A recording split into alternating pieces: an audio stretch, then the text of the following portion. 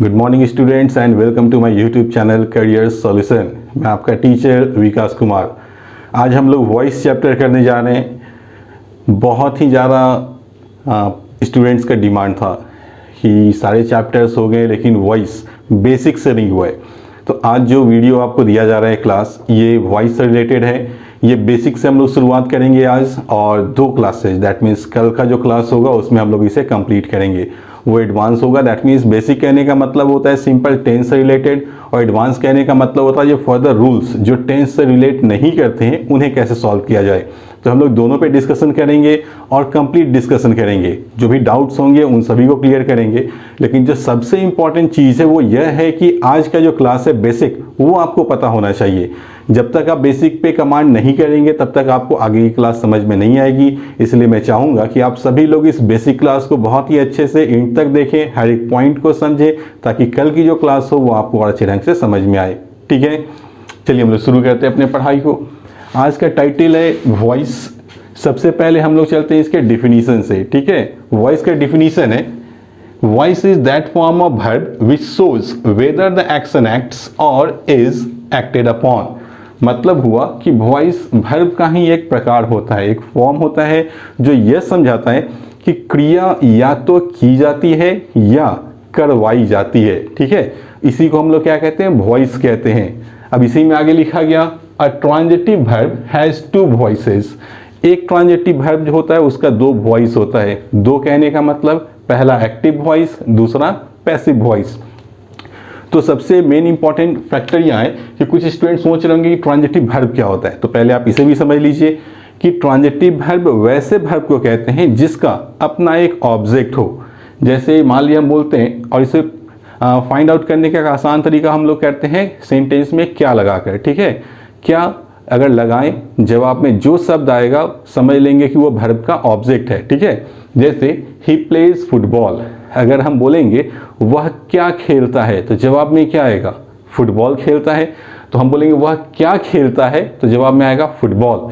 तो सेंटेंस में क्या लगाया गया, जवाब में फुटबॉल आया। मतलब क्या है कि फुटबॉल जो है वो वर्ब का ऑब्जेक्ट है, और वर्ब क्या हो गया मेरा, ट्रांजिटिव। जब वर्ब का अपना ऑब्जेक्ट हो तो वर्ब को हम लोग ट्रांजिटिव वर्ब कहते हैं। ठीक है, और जब वर्ब ट्रांजिटिव हो तो उसका पैसिव वॉइस बनता है। ठीक है, तो ये तो हो गया क्लियर। अब समझ लिए फिर से, वॉइस वर्ब के वैसे फॉर्म को कहते हैं जो ये समझाता है कि क्रिया या तो की जाती है या तो करवाई जाती है।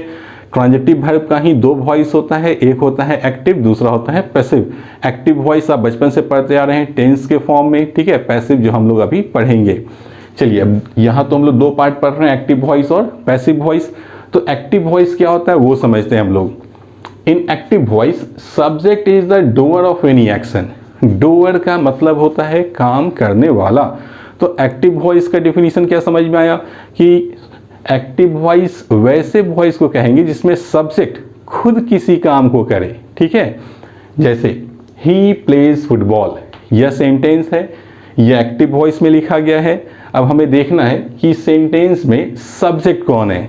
तो निश्चित सी बात है सब्जेक्ट मेरा ही है, और खेलने का काम कौन कर रहा है, तो वह कर रहा है। तो सब्जेक्ट जब खुद किसी काम को करे, ठीक है, सब्जेक्ट जब खुद किसी काम को करे तो वो सेंटेंस क्या कहलाएगा, एक्टिव वॉइस। ठीक है, पैसिव वॉइस में क्या होता है, ठीक इसका रिवर्स हो जाता है। जैसे in passive voice subject is the receiver of any action. जो सब्जेक्ट होगा क्रिया उसी पर की जाएगी। ठीक है, पैसिव वॉइस में क्या होता है, जो मेरा सब्जेक्ट होगा क्रिया भी उसी पर की जाएगी। ठीक है, ये सारा भी क्लियर हो जाना है आपको। जैसे इस सेंटेंस को देखिए, हम लोग बाई हिम अगर हटा देते हैं, सिर्फ यहीं फुल स्टॉप लगाते हैं, ठीक है, तो आपको ये अच्छे से समझ में आएगा। समझते हैं, फुटबॉल इज प्लेड, मान लिया हम इतना ही कहते हैं, फुटबॉल खेला जाता है। तो इस सेंटेंस में मेरा सब्जेक्ट कौन होगा, फुटबॉल, यही तो होगा ना। और वर्ब मेरा क्या है, इज प्लेड। तो अगर हम बात करें कि फुटबॉल खेला जाता है तो हम लोग सब्जेक्ट कौन है, फुटबॉल, और खेलने का काम किसे किया जा रहा है, फुटबॉल पे ही। तो जो मेरा सब्जेक्ट हो उसी पे क्रिया कर दें तो वो सेंटेंस क्या कहलाएगा, पैसिव वॉइस। आए समझ में? अगर ना समझ में आए तो एक सिंपल सा एग्जांपल देते हैं, इससे आपको 100% समझ में आएगा। मैं पेड़ काटता हूँ, मैं पेड़ काटता हूँ, तो इसमें मैं पेड़ काटने का काम कर रहा है, तो ये सेंटेंस क्या कहलाएगा, एक्टिव वॉइस। ठीक है, क्योंकि मैं सब्जेक्ट हूँ और सब्जेक्ट इसी काम को कर रहे हैं। और अगर हम बोलेंगे इसी को दूसरे ढंग से, पेड़ काटा जाता है, तो हम बात किस चीज़ की कर रहे हैं, पेड़ की, तो ये मेरा सब्जेक्ट हो गया। और काटने का काम किसे कर रहे हैं, तो पेड़ को ही, तो जो मेरा सब्जेक्ट है क्रिया भी हम उसी पे कर रहे हैं, तो ये सेंटेंस क्या हो गया मेरा, पैसिव वॉइस। ठीक है, मुझे पढ़ाया जाता है, तो मैं मतलब मुझे पढ़ाया जाता है, तो बात मैं किसका कर रहा हूँ, मैं खुद का, तो मैं तो हो गया सब्जेक्ट। और पढ़ाने का काम किसे हो रहा है, मुझे ही हो रहा है, तो सब्जेक्ट पर ही क्रिया हो रही है, तो ये सेंटेंस क्या हो गया, पैसिव वॉइस। अब आपका डाउट क्लियर हो चुका होगा। ठीक है, फिर भी हम लोग चलते हैं बचपन में कैसे पढ़ते थे, सो देखते हैं। एक्टिव वॉइस, ये हो गया मेरा सब्जेक्ट, ये हो गया मेरा वर्ब, ये हो गया मेरा ऑब्जेक्ट। जब हम पैसिव में चेंज करते हैं तो बचपन में क्या सिखाया गया था कि जो मेरा सब्जेक्ट होगा, ठीक है, वो मेरा क्या बन जाएगा, ऑब्जेक्ट, सॉरी, जो मेरा सब्जेक्ट होगा, ठीक है, वो मेरा क्या बन जाता है, ऑब्जेक्ट। जो ऑब्जेक्ट होता है वो मेरा क्या बन जाता है, सब्जेक्ट। और जो वर्ब होगा मेरा वो किसी भी फॉर्म में हो, ठीक है, जब हम उसे पैसिव में चेंज करेंगे तो वर्ब हमेशा मेन वर्ब जो होगा थर्ड फॉर्म में ही यूज किया जाता है। ठीक है, अब चलिए हम लोग शुरुआत करते हैं अपने क्लास का बेसिक से, टेंस के ऊपर। सिंपल प्रेजेंट और सिंपल पास्ट मतलब है कहने का प्रेजेंट इंडेफिनिट और पास्ट इंडेफिनिट का स्ट्रक्चर क्या होता है, सो समझते हैं। हमें पढ़ाया जाता है, ता है ती है लगा, मतलब यह सेंटेंस क्या हो गया मेरा, प्रेजेंट का इंडेफिनिट। ठीक है, अब जो लोग टेंस नहीं पढ़े होंगे उनको प्लेलिस्ट में जाना चाहिए और टेंस देखना चाहिए। ठीक है, तो उनको और बेहतर ढंग से समझ में आएगा, सारा वीडियो वहाँ लिखा गया है, रखा गया है पढ़ाकर। तो यहाँ देखिए फिर से समझिए, ता है ती है लगा मतलब ये कौन सा टेंस हो गया, प्रेजेंट का इंडेफिनिट। अब हमें यह पता करना है कि यह सेंटेंस एक्टिव वॉइस में लिखा है या पैसिव वॉइस में। तो इसका सबसे आसान तरीका होता है, सबसे आसान तरीका जो मैं आज आपको बताता हूँ, शायद आप इससे पहले नहीं जानते होंगे। ये जो हुआ ये आइडेंटिफिकेशन ऑफ टेंस हुआ, हम बस इसके पहले वाले वर्ब को चेक करेंगे, वो वर्ब पास्ट के फॉर्म में होना चाहिए। अगर पास्ट फॉर्म में है मतलब वो सेंटेंस पैसिव वॉइस है। ठीक है, देखिए तो ये लिखा पढ़ाया, पढ़ाया मतलब प्रेजेंट या पास्ट, पढ़ाया मतलब बीता समय हो गया। तो जैसे ही ता है ती है के पहले पास्ट वर्ब आ गया मतलब क्या समझेंगे, ये प्रेजेंट इंडेफिनिट का पैसिव सेंटेंस है। और जब मेरा सेंटेंस प्रेजेंट इंडेफिनिट का पैसिव हो तो हम लोग स्ट्रक्चर क्या बनाएंगे, subject am is are V3।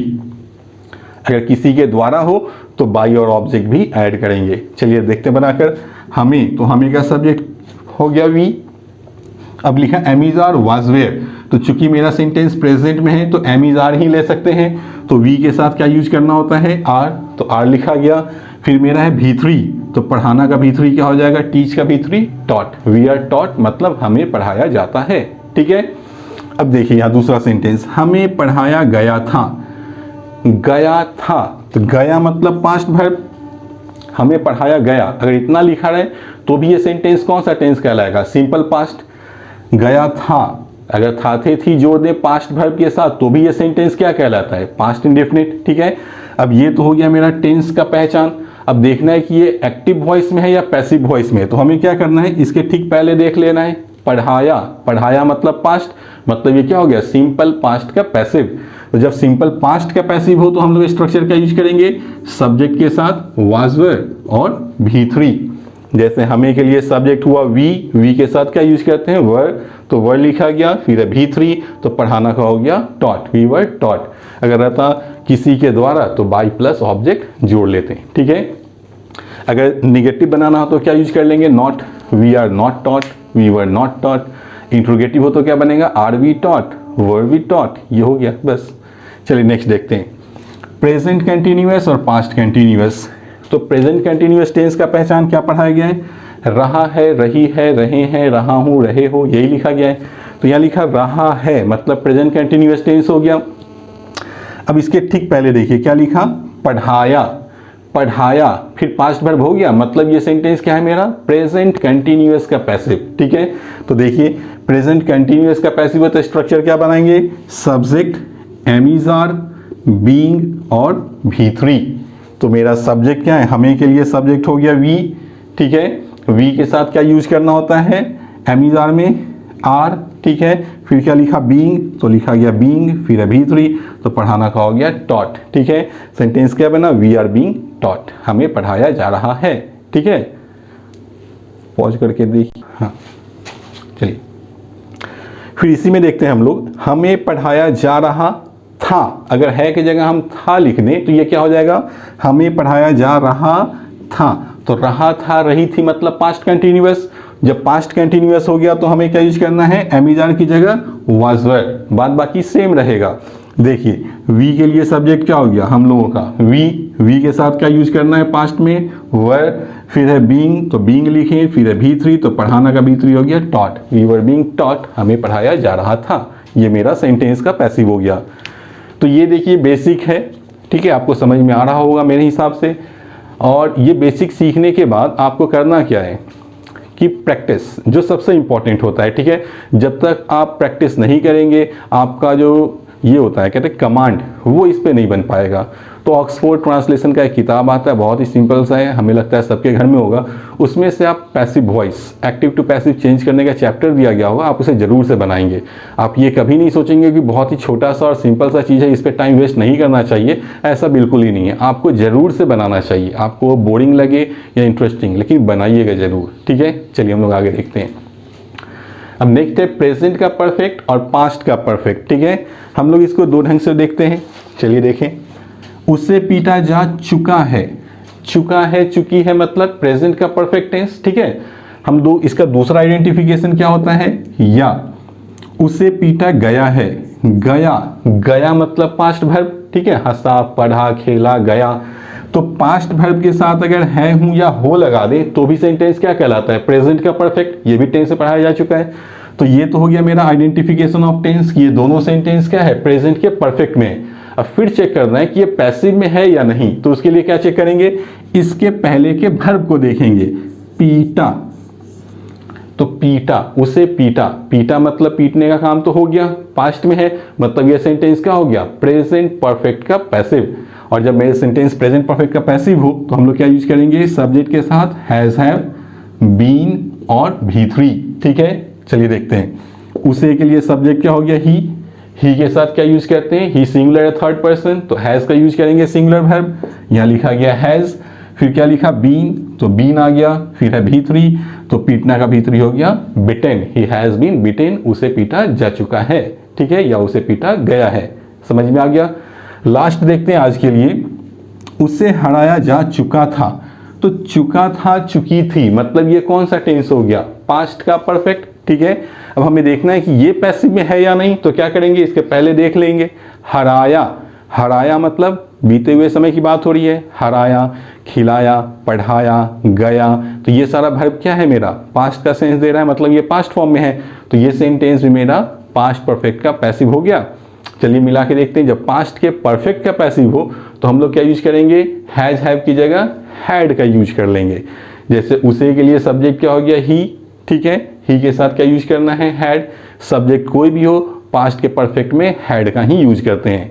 फिर चूंकि पैसिव है तो बीन का भी यूज होगा, तो बीन लिखा गया, फिर है भी3 तो हराना का हो गया भी3, defeated, he had been defeated, उसे हराया जा चुका था। उम्मीद कर रहा हूं कि ये जो बेसिक है प्रेजेंट और पास्ट का वो आपको समझ में आ चुका होगा। कल के जो क्लास हम लोग करेंगे उसमें हम लोग फ्यूचर भी करेंगे, इंपेरेटिव भी करेंगे और कुछ मिसलेनियस वर्ब टू बी का रूल आता है, यूनिवर्सल लॉ क्या होते हैं, इन सारी चीज़ों को हम लोग कल करने वाले हैं, ठीक है।